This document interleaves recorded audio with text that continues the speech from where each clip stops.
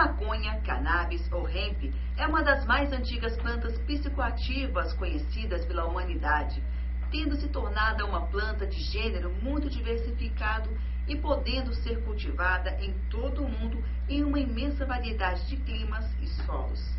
A maconha tem sido usada como remédio por milhares de anos, uma vez que os ingredientes ativos de sua planta podem ser colocados em diversos tipos de medicamentos. A maconha é colocada como a terceira droga mais consumida no mundo, atrás somente do álcool e do tabaco. Em pesquisa realizada em 2008, 76% dos entrevistados são contra a legalização da maconha, embora o país apareça como o sexto maior consumidor da droga no mundo. E você, o que pensa sobre isso? A legalização da maconha é o tema do programa Espaço Livre, que começa agora e recebe o diretor do Departamento de Narcóticos da Polícia Civil, delegado Hélio Jorge, o antropólogo e representante da União Nacional dos Estudantes no Conselho Nacional de Políticas sobre Drogas, Sérgio Vidal. Muito obrigada pela presença de vocês dois aqui no programa. Eu queria começando, delegado, com a sua posição em relação a esse assunto. O senhor é contra, é a favor da legalização da maconha?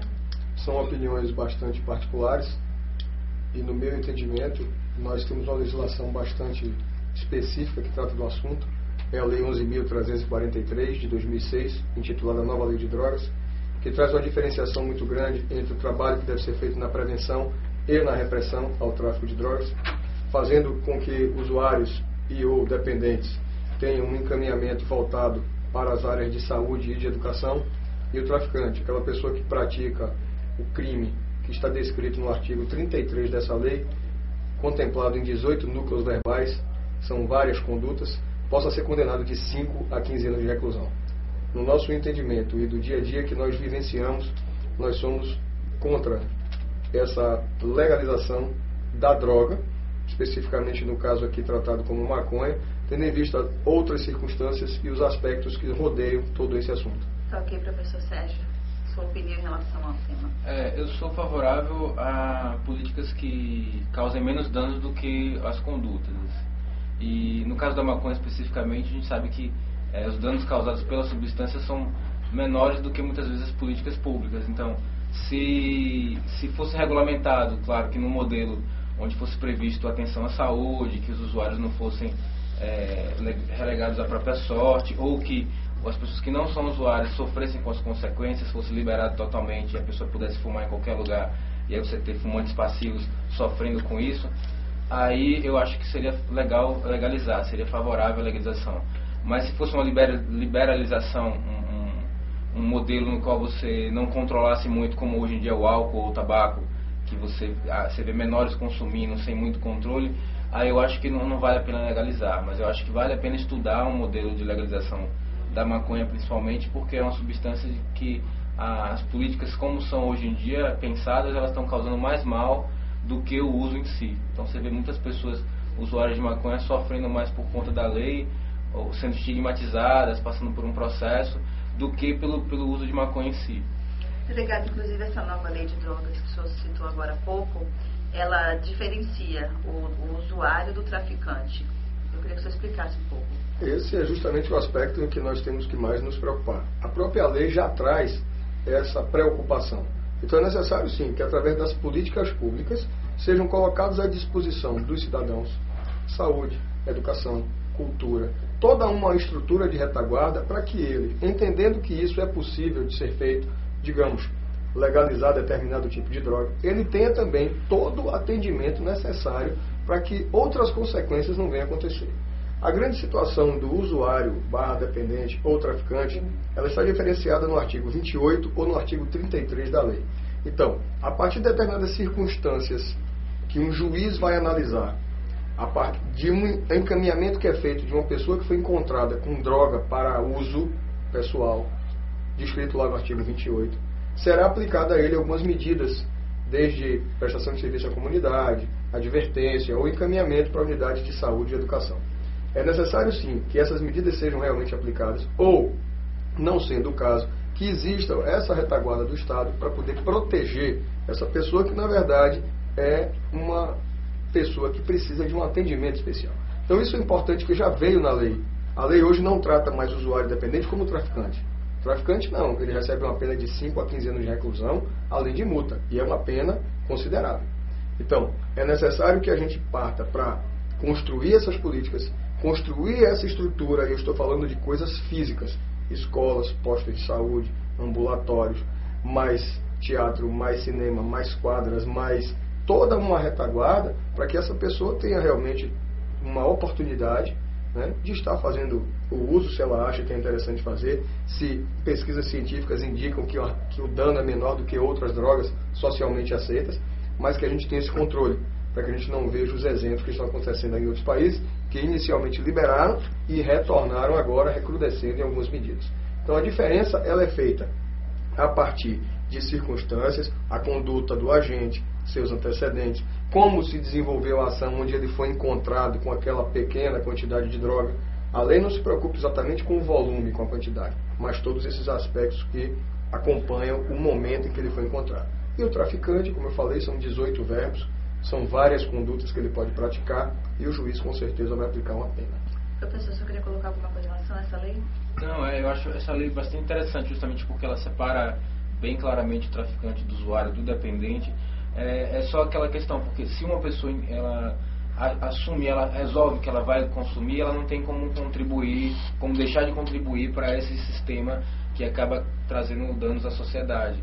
Como não há uma regulamentação de onde é que vem essa droga, então você diminuiu a pena para o usuário, que o usuário continua sendo crime, mas não tem uma pena de prisão. Então você diminuiu a pena para o usuário, mas não se pensou de onde é que vai vir a substância que o usuário vai consumir. Então você criou uma legislação que é, de certa forma, até hipócrita com quem está trabalhando com a realidade, porque você não tem como, você nem diz, não pode consumir drogas, e nem diz pode consumir drogas, vamos pensar nessa estrutura. Você simplesmente diz que elas continuam proibidas e aí deixa na mão das pessoas que atuam na ponta desse sistema a responsabilidade de lidar com as tensões. Na verdade, você não resolve o problema, você cria uma panela de pressão, se coloca a tampa ali em cima e cria alguns atores sociais que são os mesmos de sempre. A atenção fica em cima ou da polícia, ou daquela figura traficante, ou do usuário, que é quem está trabalhando na ponta do sistema. Como não se resolve essa questão de forma definitiva, ou proíbe de uma vez e ninguém pode usar, ou se vai liberar, ou vai despenalizar, ou diminuir a penalização, se cria uma forma de regulamentar isso. Até se ensaiou um pouco, assim, quando se coloca a conduta de quem planta para consumo próprio como a mesma pena de quem porta, mas continua sendo crime. Então, a maioria dos usuários que fumam maconha, eles não se sentem encorajados a plantar aquilo que seria necessário para ele ficar autossuficiente, o que seria perfeito para deixar de contribuir para o tráfico, com medo de ser confundido com o traficante. Então cai nessa questão. É uma questão assim a ser pensada, porque realmente como é que você vai plantar, até que ponto você vai ter o controle que é para o seu consumo. Isso. Então é necessário que nós avancemos com a legislação. E aí entra a figura importante dos nossos representantes, né, nas casas legislativas, para justamente modificar essa situação que hoje se encontra desta forma. Então digamos que seja liberado o uso de droga tipo maconha. Ok, quem vai fornecer? Como essa droga chegará ao consumidor final? Eu sugiro então que, se for assim, se crie um imposto sobre drogas, né, para que a gente possa ter um controle. Ou determinado outro tipo de controle, que no meu entendimento esse imposto deveria ser bastante alto, tá certo? Mas para justamente ter o controle e esses recursos captados, digamos assim, retornem para, de novo, vou bater nessa tecla, saúde, educação e cultura. Senão a gente não vai ter uma série de pessoas fazendo uso, digamos assim, sem nenhum tipo de freio, sem nenhum tipo de controle. E logicamente que nós fomos buscar o conhecimento, que é bastante rudimentar, mas sabemos que é uma droga do tipo alucinógeno, que causa determinados tipos de efeito, e só quem pode controlar isso são profissionais da área de saúde. Então foge um pouco da alçada da polícia. A legislação é bastante interessante, avançou bastante, mas a gente precisa ainda nesse campo, se for pensado algum dia de liberação, ter vários outros estudos, ter várias outras retaguardas para poder controlar a situação. Professor, muitas pessoas falam assim que a maconha é apenas uma porta de entrada para o uso das outras drogas. Com a liberação, a legalização do uso da maconha, que é a terceira droga consumida no Brasil, como é que o senhor avalia que ficaria essa situação? Realmente pode ser considerada uma porta de entrada para as outras drogas mais pesadas? Essa teoria da porta de entrada, ela surgiu na década de 70 nos Estados Unidos. E ela foi construída de uma forma um pouco equivocada. Assim. Na verdade, eles pegaram usuários de heroína e aí entrevistaram para saber quais as substâncias que aqueles usuários de heroína tinham consumido na sua adolescência, no seu início. Bom, daí você realmente vai encontrar que a maioria deles usou maconha, usou álcool. O correto para construir algum tipo de teoria nesse sentido de escalada seria pegar usuários de maconha, acompanhar eles durante um tempo e ver se eles migraram para outras drogas. Essa pesquisa não foi feita. Mas se a gente fosse comprar esse argumento dessa teoria da escalada, a gente acabaria caindo nas substâncias que são lícitas, que é tabaco ou álcool, que álcool tem aquela cultura de que quando é adolescente o próprio pai, os pais estimulam as crianças a consumirem um pouco de cerveja ou vinho. Bom, mas aí, no caso, se legalizasse, aumentaria ou não o consumo? Eu acredito que aumentaria. Logo no primeiro momento, aumentaria sim.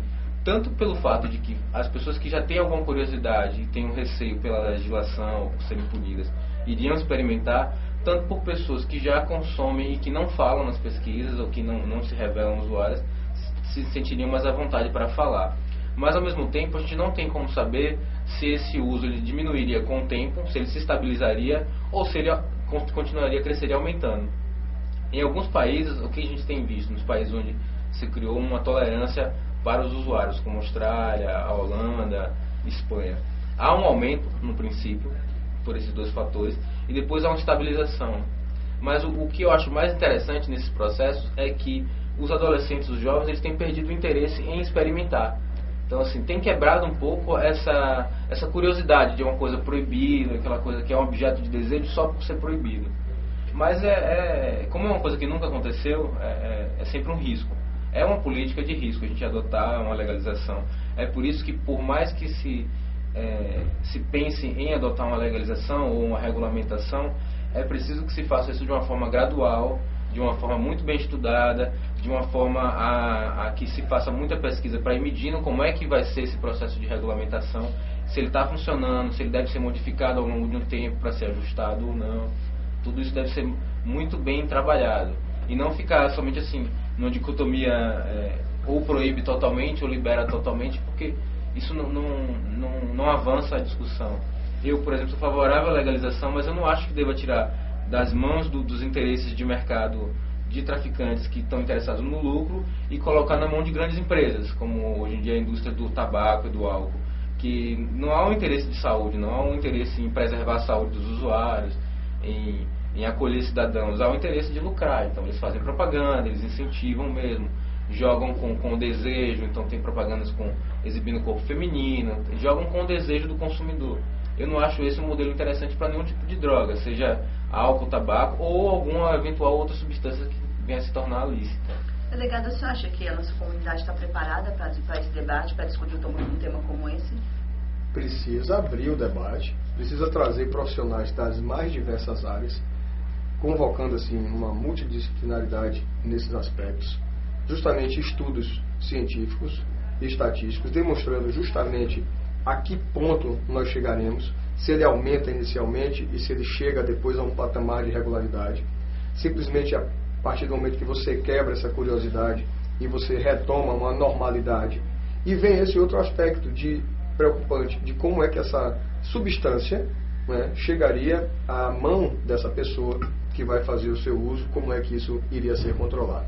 Então, eu creio que através de estudos, não vejo outra forma, dos profissionais mais renomados que nós temos e das experiências práticas vivenciadas por aquelas pessoas que vivem principalmente nas comunidades, que reclamam tanto, né, da ação da polícia ou da falta da ação da polícia por causa do problema das drogas, venham realmente debater, discutir e dizerem o que é que querem. Porque senão a gente vai ficar numa redundância, vai ficar realmente em maniqueísmo, o bem e o mal, vai ficar naquela separação de sim ou não, de proibir ou não proibir, e a gente não vai chegar com certeza a um denominador comum. O que a gente tem observado é que, infelizmente, as drogas estão atreladas de alguma forma a um processo de violência. Isso é preciso também ser trabalhado e muitas vezes desmistificado, porque muitas vezes nós colocamos um peso muito grande em cima das drogas, mas digo e repito, só através de estudos profundos, de conhecimentos científicos, é que nós poderemos chegar a essa conclusão. O programa Espaço Livre dá uma paradinha para o rápido intervalo comercial, mas daqui a pouquinho estamos de volta. Até já.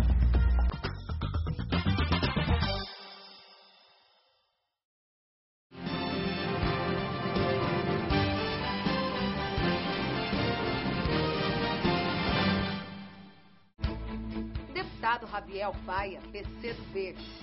Nascido na cidade espanhola de Vigo, Javier Faia se forjou na política estudantil na Bahia durante a década de 70, no curso de arquitetura da UFBA. Presidiu o diretório acadêmico daquela faculdade e da UNE. Divorciado e pai de uma filha, foi vereador de Salvador, suplente de deputado federal e está em seu segundo mandato como deputado estadual. Atualmente, na Assembleia Legislativa, Javier Faia é vice-presidente da Comissão de Defesa do Consumidor e Relações de Trabalho, suplente da Comissão de Educação, Cultura, Ciência e Tecnologia, além de ser titular da de Saúde e Saneamento.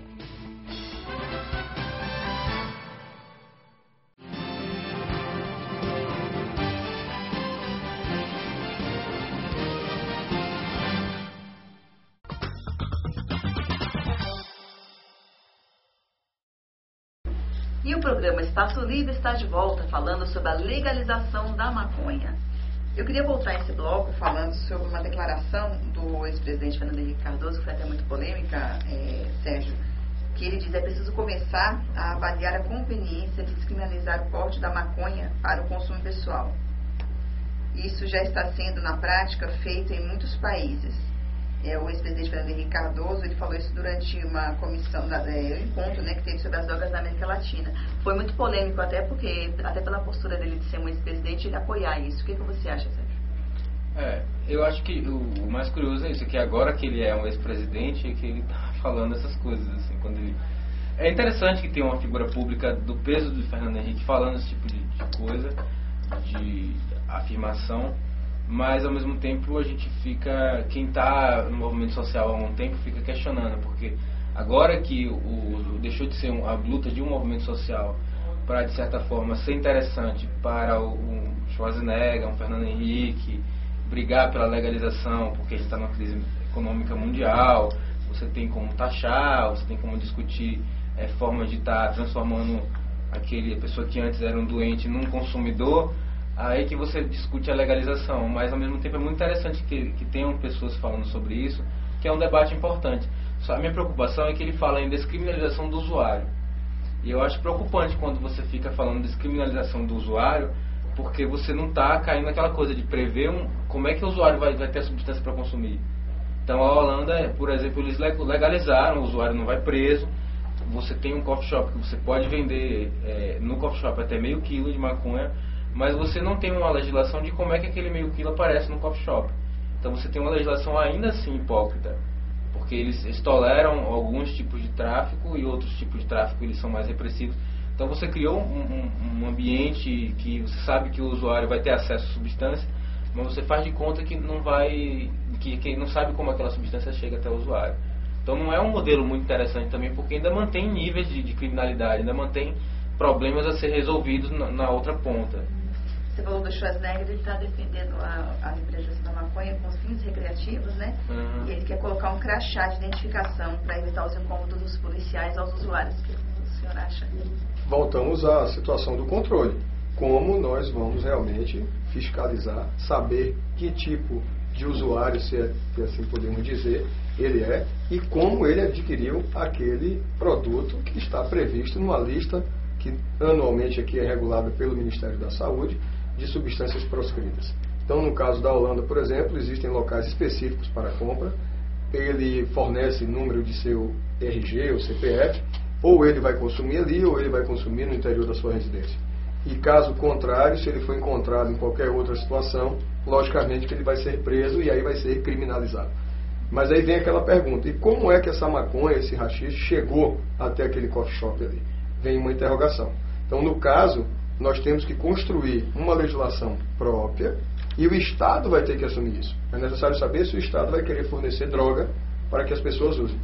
porque caso contrário, com essa legislação que nós temos, se ele plantar na sua própria casa, ele vai ser preso. Isso que eu queria que o senhor deixasse bem claro, assim, hoje em dia, qual é a quantidade que uma pessoa é considerada usuário ou traficante? Boa, perfeito. O artigo 28, ele não trata de quantidade, ele trata, assim, das circunstâncias todas em que se encontra aquela pessoa que foi encontrada com a droga. Então nós vamos ter que o local onde ele se encontra, a conduta do agente no momento, a quantidade, os seus antecedentes, a sua participação social nisso tudo. Então não existe na lei, em nenhum momento, X gramas. A lei não se preocupa com isso. Se preocupa com circunstâncias como um todo, né? Para que caracterize aquela pessoa como usuário e estava portando droga para consumo pessoal. Assim diz o artigo 28. Fora isso, outras circunstâncias, que são do artigo 33, que são condutas distintas, e aí sim nós temos que verificar possivelmente ligações com outras pessoas, se a área era para plantio, que insumos, que objetos, que materiais ele utilizou para aquela prática. Então é uma coisa bastante distinta. Para o caso do uso, consumo, porte para uso ou consumo pessoal, artigo 28, a lei não trata especificamente de quantidade, de volume, mas sim de circunstâncias, de condutas daquela pessoa naquele momento. É complicado, então. De pessoa, você, na porta da escola, você encontra uma pessoa com uma quantidade, aí vai abordar, ele vai falar para me usar. Exatamente. Essa é a dificuldade. Quem está na ponta do sistema tem que decidir sobre isso. E muitas vezes não tem tanto aprofundamento no assunto assim. Vou dar um exemplo. Alguém que é encontrado em um determinado local isolado com uma quantidade de maconha e ele tem bons antecedentes e ele trabalha e ele está com a sua identidade à mão e ele informa que é usuário / dependente daquela substância, comprovando isso até com algum tipo de atendimento na área de saúde que ele tenha recebido, nós podemos considerá-lo inicialmente como usuário / dependente. Diferentemente dessa mesma pessoa que se encontra na porta de uma escola com a mesma quantidade de droga, sem identidade no bolso, com dinheiro em espécie no bolso, com uma moto, aguardando a saída de estudantes. Nós podemos entender de que essa pessoa não estava ali para fazer uso de droga, mas sim para fazer a venda, para entregar, para de alguma forma praticar as condutas previstas no artigo 33. Eu acho que a gente acaba caindo naquela questão, assim, quando você não regulamenta, você criou uma não é despenalização, não tem a pena de encarceramento, mas aí você não prevê, e isso por si já supõe uma certa tolerância ao usuário, né? Mas você não prevê que o usuário pode ter a substância e ao mesmo tempo não prevê como ele vai adquirir. Então você cai naquela questão, assim, você tolerou um pouco, mas você não criou a regulamentação, não criou as circunstâncias. Então você tem que ter alguma forma de separar o usuário do traficante. Tem que ficar esses critérios mais abertos mesmo. Se a gente colocasse em quantidades, talvez ficasse mais explícito, mas aí talvez ficasse mais difícil de negociar com outras esferas da vida do sujeito. Uma pessoa que é usuário, às vezes ele quer comprar em uma quantidade grande para não ter que ir várias vezes até uma situação de contato com um criminoso. Então ele prefere guardar uma quantidade, mas ao mesmo tempo, se fosse só a quantidade o que determinaria se ele é usuário ou não, isso já seria um risco também. Então é interessante que haja essas formas de você estar mapeando a conta do sujeito pela conta bancária, pelo se ele consegue comprovar a renda ou não, mas ao mesmo tempo cai nessa questão do momento ali, por exemplo, um usuário que está plantando alguns pés de maconha, se aquela quantidade de pés de maconha é para consumo próprio ou não. Então, no momento tem acontecido, a maioria dos casos tem sido interpretado da forma correta, mas eu já tenho visto alguns casos de que usuários que, principalmente num caso que ainda é novo, que é o caso da figura que planta para consumo próprio, que aí é muito difícil você entender qual é a lógica, quantos pés tem que plantar para ter uma quantidade para consumo próprio ou não. Então, nesses casos, eu tenho acompanhado, tem sido mais difícil identificar se é usuário ou se é traficante. Tem gente plantando aqui em Salvador para consumo próprio, o senhor tem conhecimento? Tem gente plantando no Brasil inteiro. a minha pesquisa de final de curso é justamente sobre pessoas que plantam para consumo próprio. Então eu fiz algumas entrevistas com algumas dessas pessoas via internet, fiz alguns questionários, e aí eu tenho acompanhado, muitas pessoas têm plantado, têm começado a fazer essa experiência, mas a maioria delas, mesmo depois que já aprendem a plantar, preferem plantar uma quantidade menor e sempre ter um pouco que compra para poder não ser interpretado, caso haja um flagrante, como alguém que está plantando para vender. Então sempre fica com esse receio, porque para você conseguir independência num plantio próprio, você precisa manter uma quantidade de pés grande, até você conseguir ter habilidade, ter perícia para poder estar com autossustentabilidade, digamos assim. É uma atuação, a polícia mesmo fica com uma atuação delicada, ele está atuando nesses casos, não fica... Bastante complicada, e tenho que atender sempre a legislação. Então ele pode ser usuário, dependente, não tenho nada contra isso, não tem problema nenhum.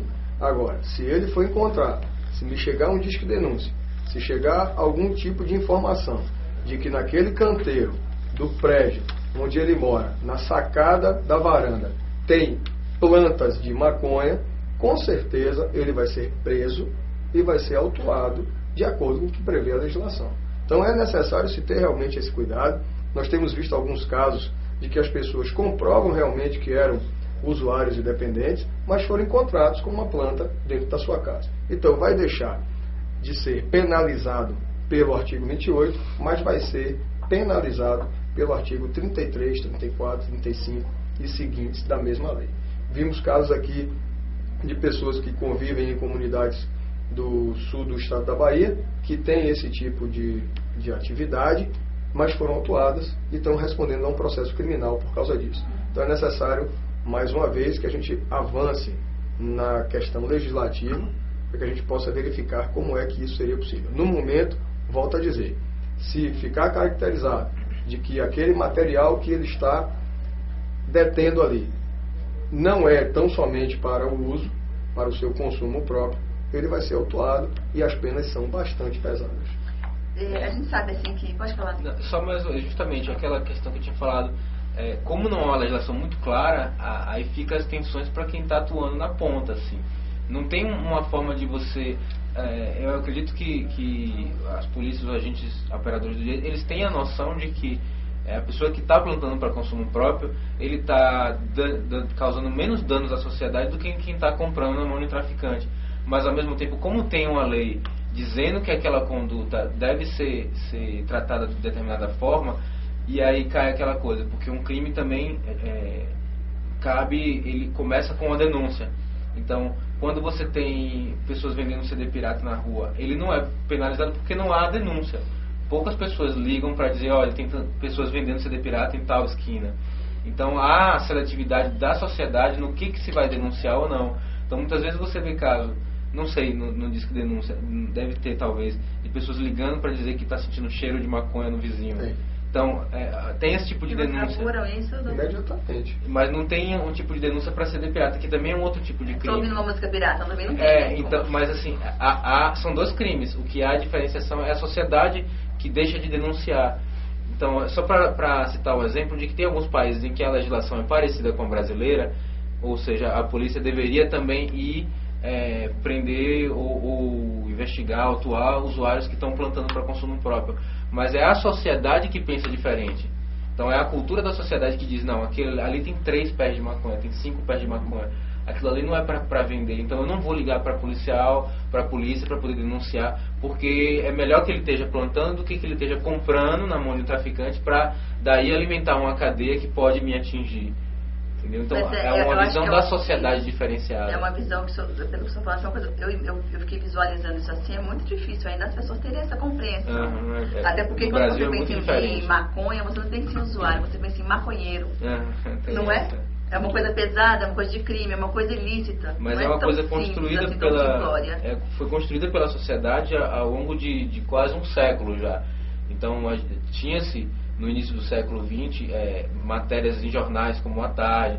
Então a figura do usuário de maconha deixou de ser fulano, cidadão que usa maconha, mas para ser o maconheiro. Então você tinha, não era fulano, beltrano, que fazia o crime, que cometia determinados crimes e que usava maconha, mas eram os maconheiros que estupravam, eram os maconheiros que roubavam.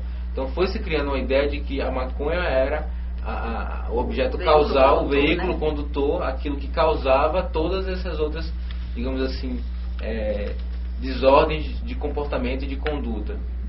Delegado, já que a gente falou dessa parte de crime da maconha, quando se fala em plantar assim, eu estava imaginando quando o professor estava falando, até as pessoas que usam querem até uma segurança, porque a gente sabe que a maconha você não compra num delivery, numa delicatessen, né? Tem que ir em lugares assim, muitas vezes muito perigosos.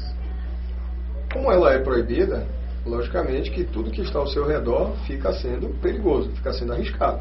Então, logicamente que a partir do momento que a gente tem esse entendimento da evolução da legislação e que se permita determinado tipo de quantidade ou determinado tipo de acesso a locais ou plantações para que ele tenha, isso vai diminuir.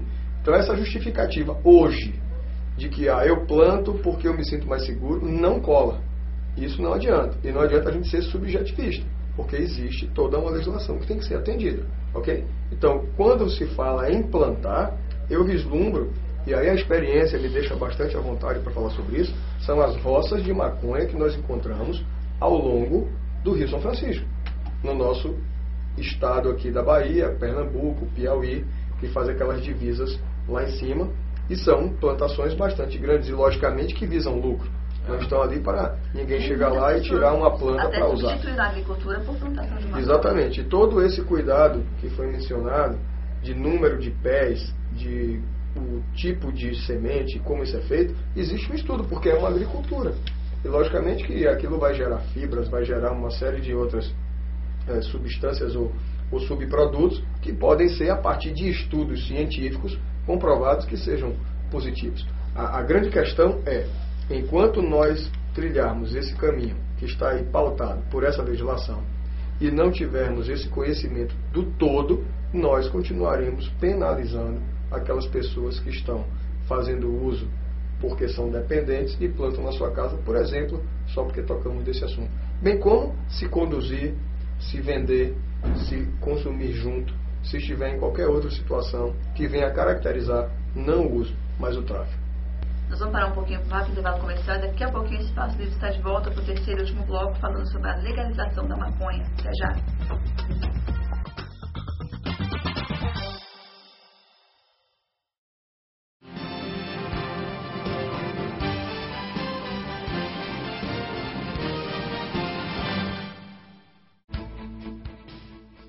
Deputado Ivo de Assis, PR. Bispo da Igreja Universal do Reino de Deus, o carioca Ivo de Assis percorreu 5 estados brasileiros em uma atividade religiosa que já dura 22 anos. Antes de chegar à Bahia, onde se encontra há 4 anos, passou por Minas Gerais e Manaus. Pai de uma filha, Ivo tem unido sua vocação pastoral à carreira de radialista, iniciadas quase que paralelamente. Com mais de 58 mil votos em sua primeira campanha eleitoral, foi o deputado mais votado do PL, que, em função da cláusula de barreiras, se associou ao PRONA no final do ano de 2007, se transformando no PR. Atualmente, o parlamentar preside a Comissão de Infraestrutura, Desenvolvimento Econômico e Turismo, é suplente das comissões de Defesa do Consumidor e Relações de Trabalho, Finanças, Orçamento, Fiscalização e Controle e titular da de Direitos Humanos e Segurança Pública da Casa.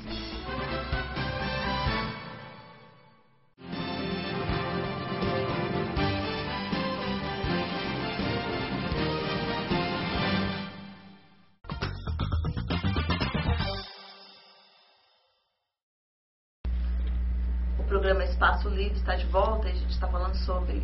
Deixa eu volta um pouquinho. Vai de novo. Isso é bom. Pode? Atenção. Vai. E o programa Livre está de volta e estamos falando sobre a legalização da maconha. Professor, eu queria abrir esse bloco falando sobre a proibição da Justiça da marcha da maconha em Salvador. Qual foi a interpretação que o senhor... Qual é a interpretação que o senhor faz disso, dessa proibição? Então, Isso resolve a questão?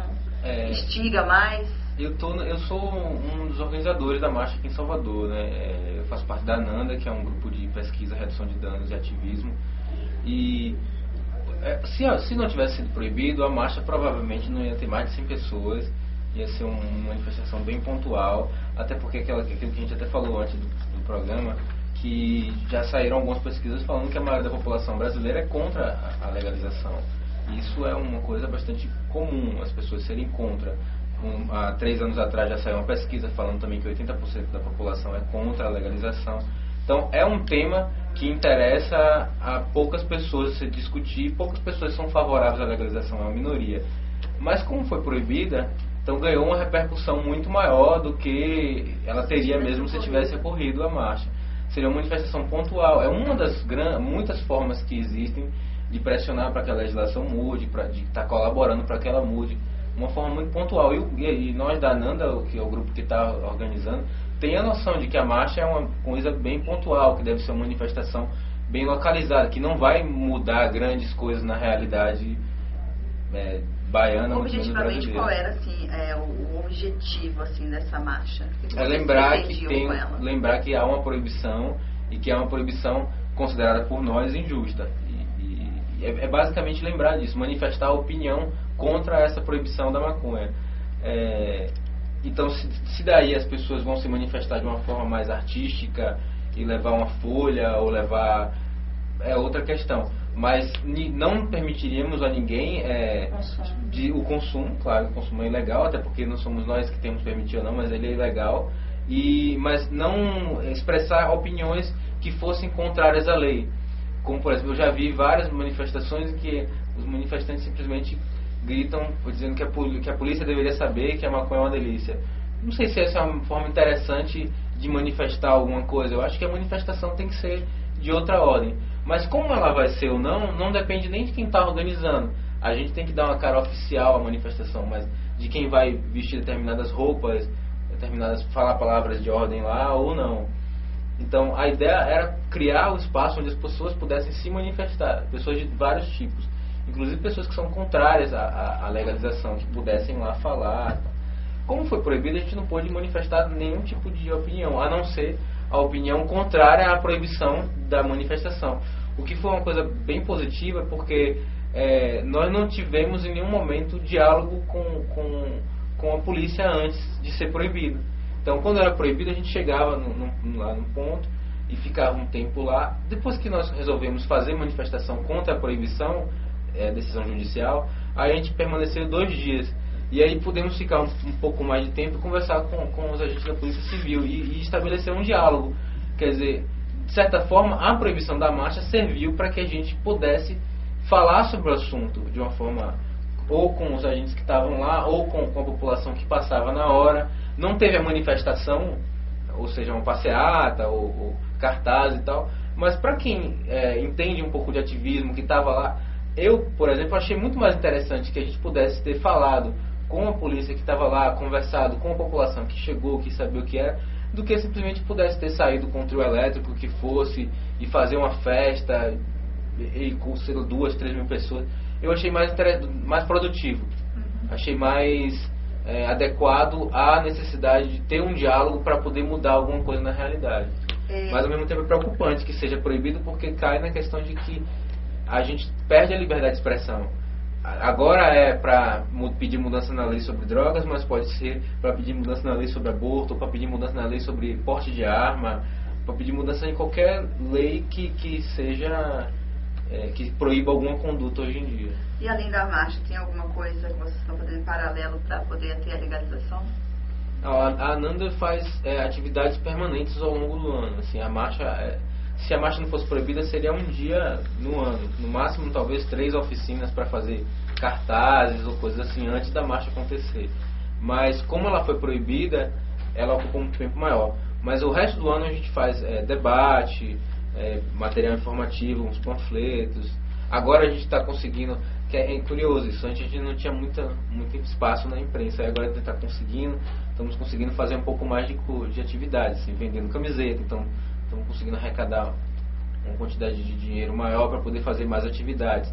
Então estamos participando de muitos debates, fazendo alguns artigos para publicar no nosso site, estamos organizando uma coletânea, um livro para o próximo ano também, então estamos, digamos assim, atuando em várias frentes, não somente visando legalização, que eu acho esse termo assim um pouco vago. A ideia é mesmo estar pensando, discutindo e atuando em políticas sobre drogas. A forma como elas vão ser discutidas, pensadas, elaboradas, aplicadas, está em diálogo com a sociedade. Certo. Delegada Jorge, o senhor quanto diretor do Departamento de Narcóticos, como é que o senhor vê essa movimentação toda, assim, principalmente da juventude, porque a gente percebeu que eram mais pessoas, né, estudantes? No aspecto dessa atividade prevista, sempre aos domingos, existia uma liminar que foi reiterada e, logicamente, nós temos que cumprir essa determinação judicial. Volto a dizer de que o assunto tem que ser tratado de forma acadêmica, de forma científica, de forma bastante profissional, por aquelas pessoas que estudam. E esse ambiente de discussão, ele sempre será bem-vindo, onde vai proporcionar um diálogo e explicações de coisas que muitas vezes a gente não conhece diretamente. O grande entrave disso tudo é de que existem também várias instituições envolvidas, não só a polícia, mas o Tribunal de Justiça, o Ministério Público, a OAB, Defensoria Pública, a própria sociedade civil organizada, a população como um todo, que tem que ter chance de poder entender o que é que está se passando e de se posicionar a respeito da sua legalização, da sua liberação ou não, porque tem determinados motivos. Como momento de discussão, desde que esteja devidamente orientado e controlado essa atividade, logicamente que o entendimento vai ser de que vai existir, seja no ambiente universitário, seja num ambiente da área de saúde ou da área cultural, e com certeza será respeitado. Não pode haver essa confusão, essa mistura do que seria uma discussão para modificação de legislação com outras manifestações do tipo apologia, a utilização de determinados materiais que façam aguçar em outras pessoas que não tem nada a ver com isso, aquela vontade, aquela curiosidade de fazer uso de determinada substância, no caso específico. Mas nós tivemos que atuar, sim. A delegacia da capital, que a gente chama de DTE-RMS, fez alguns termos circunstanciados, porque em alguns momentos foram encontradas algumas pessoas fazendo o uso ou portando droga para uso, e algum outro tipo de publicação que entendeu-se naquele momento, logicamente que depende da justiça decidir sobre isso, que estaria porventura fazendo apologia. Mas volto a dizer, a discussão tem que ser bastante aberta. Eu acho que a Secretaria de Segurança Pública, por meio da Polícia Civil, está aí com as suas unidades especializadas na capital, localizadas também em Feira de Santana e Teixeira de Freitas, prontas para atender qualquer situação dessa natureza. Eu queria que o senhor falasse uma coisa. O Departamento de Narcóticos, ele é novo. Ele foi criado por quê? Como é que está a situação de drogas na Bahia? O Departamento de Narcóticos, ele é o antigo Departamento de Tóxicos e Entorpecentes, e com a Lei Orgânica da Polícia Civil do ano de 2008, ele passa a ter essa nova denominação. O departamento ele tem a sede na capital e possui 3 delegacias, uma localizada em Salvador, que atende a capital e região metropolitana, uma localizada em Feira de Santana e uma localizada em Teixeira de Freitas. Nosso trabalho ele é baseado em investigações policiais, instaurações de inquéritos e termos circunstanciados, planejamento de operações, e para isso nós contamos muito com o trabalho que é realizado no serviço de Disque Denúncia. Qual é o número do Disque Denúncia? 3235-0000. Então esse é o trabalho que é desenvolvido pelo departamento, ele é ligado diretamente ao delegado-geral da Polícia Civil, e nós fazemos esse trabalho no âmbito do Estado da Bahia. E depois que o senhor assumiu esse departamento, o senhor percebeu pelas investigações, pelo trabalho de inteligência que vocês têm feito, que aumentou? Como é que está a Bahia inserida nesse contexto das drogas, tráfico por aqui? Como é que está? A leitura que nós fazemos é a partir do número de prisões efetuadas e de apreensões realizadas. Então nós temos um número significativo de aumento de traficantes presos do sexo masculino e feminino, bem como autuações em termos circunstanciados de ocorrência, no caso de usuários, e o número de apreensões de drogas do tipo maconha, crack e cocaína, ele vem aumentando ao longo dos 3 últimos anos. Para a gente encerrar esse bloco, professor, eu queria que o senhor falasse um pouco, qual a sua expectativa em relação a esse tema? O senhor acha que vai evoluir, que a gente vai chegar a um denominador que vai se legalizar, que vai se ter uma legislação específica para isso? Eu acho, só queria para concluir aqui, porque muita gente que confunde, acha inclusive que foi a polícia, por causa da polícia que foi proibida a marcha. E não tem nada a ver, assim, é bom deixar claro que quem entrou com ação cautelar inominada para barrar a marcha da maconha em Salvador foi o Ministério Público Estadual na figura do GAECO, que é um grupo especial de operações. A polícia está atuando no sentido de justamente atender a decisão judicial. Bom, aí em relação a que eu vejo como perspectiva, eu acho que o contexto é bastante favorável a um controle, justamente a expectativa de regulamentar com controle estrito, porque a sociedade está de olho, as autoridades estão de olho. Então, nesse é o momento, não para surgir uma legislação como na época em que proibiram totalmente o uso de drogas, em que foi uma legislação aprovada por um grupo fechado de pessoas e que não teve uma discussão na sociedade. Está todo mundo fiscalizando o que vai acontecer com a legislação de drogas e não vai deixar ser aprovada nenhuma legislação que volte, recue nos avanços que já foram conseguidos e nem que libere de uma forma descontrolada a situação. E eu acho que nesse momento está havendo muitos debates. O Conselho Nacional de Política sobre Drogas está discutindo num grupo de trabalho uma mudança na nova lei, principalmente para ajustar essa lei, para não ficar as brechas. Por exemplo, como é que vai funcionar as penalizações, como é que deve funcionar mesmo esse processo de atuação. Não tem juizados especiais criminais em todo o país, como é que funciona isso? Para ajustar, afinar os pontos da lei que ficaram meio frouxos. Então já tem um grupo de trabalho discutindo isso, já tem um deputado propondo um aperfeiçoamento dessa legislação no sentido de, bom, se vai tolerar mesmo que o usuário plante para consumo próprio, então vamos deixar mais claro isso. Se vai tolerar que o usuário porte uma substância, então vamos deixar isso mais explícito. Ou ele pode portar, ou ele não pode portar e continua crime.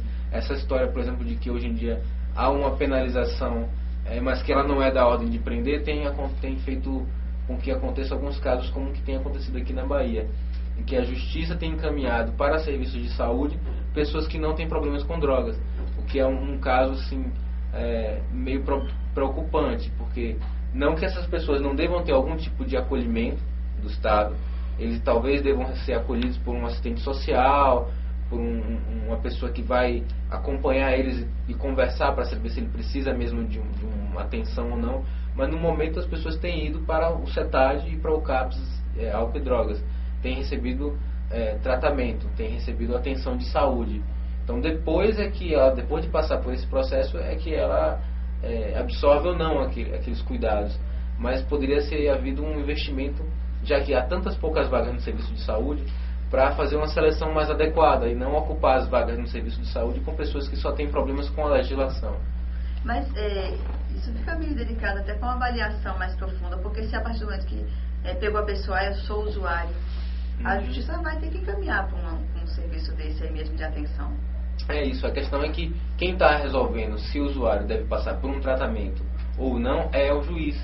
E o juiz, ou ele recebe uma capacitação para ter essa avaliação, que eu acho que não é o mais adequado, já que ele passou a vida dele toda sendo educado para ser juiz, então que ele passe para alguém do Estado ou para algum órgão que faça essa avaliação.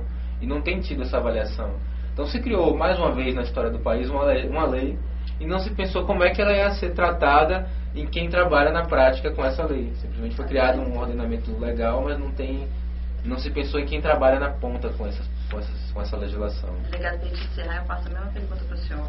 Qual é a sua expectativa em relação a essa discussão toda e o que se pode ser resolvido lá adiante em relação a essa legalização? Ela só vai ter voz realmente a partir do momento em que essa legislação vem acompanhada de uma estruturação, justamente para poder acompanhar essa evolução.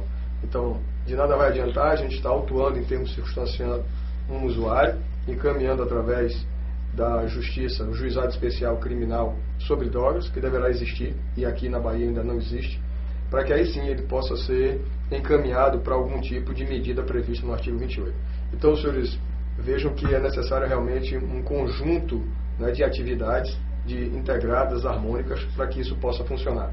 A tendência é que nós passemos a discutir cada vez mais esse assunto, com certeza no sentido de buscar uma solução aceitável. No momento, com a estrutura que nós temos, apesar da legislação ser muito boa, nós ainda não temos como aplicá-la. Muito obrigada pela presença de vocês dois aqui no programa. E o programa Espaço Livre de hoje termina aqui. Até o nosso próximo encontro. Obrigada pela companhia.